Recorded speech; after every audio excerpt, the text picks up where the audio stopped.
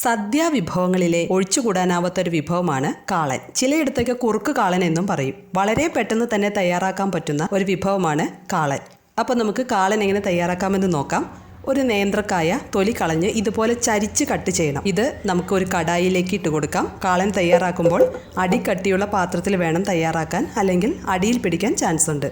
ഇനി ചെറിയ പീസ് ചേന ഇതുപോലെ കട്ട് ചെയ്ത് ചേർത്ത് കൊടുക്കാം. ചേനയും നേന്ത്രക്കായുമാണ് കാളൻ്റെ കഷ്ണങ്ങൾ.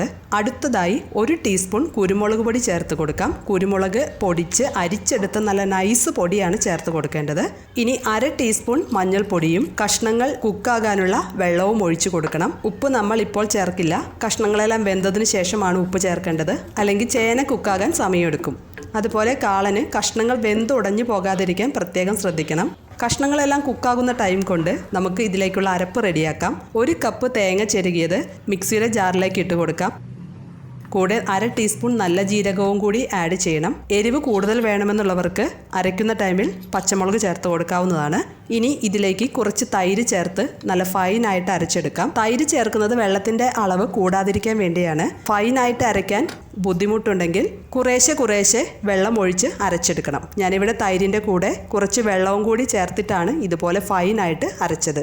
ഇപ്പോൾ കഷ്ണങ്ങളെല്ലാം വെന്ത് വെള്ളം എല്ലാം വറ്റി വന്നിട്ടുണ്ട്. കഷ്ണങ്ങൾ വെന്ത് ഉടഞ്ഞു പോകാതിരിക്കാൻ ശ്രദ്ധിക്കണം. ഇനി ഇതിലേക്ക് 1 ടീസ്പൂൺ നെയ്യ് ചേർത്ത് കൊടുക്കുന്നുണ്ട്.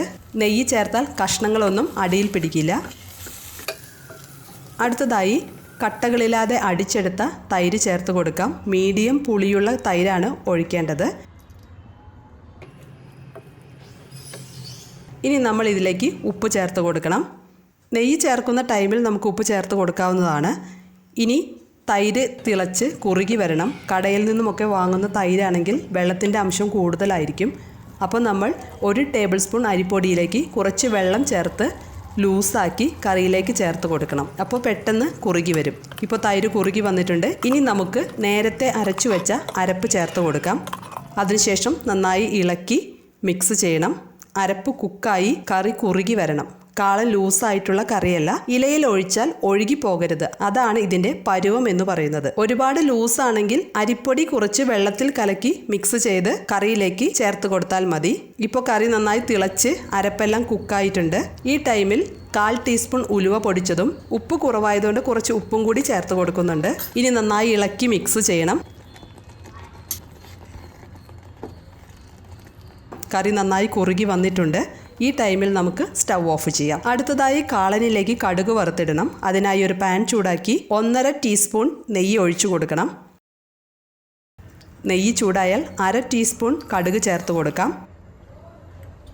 കടുക് പൊട്ടി തുടങ്ങുമ്പോൾ 1/4 ടീസ്പൂൺ ഉലുവ ചേർത്ത് കൊടുക്കാം. കൂടെ 3 വറ്റൽമുളകും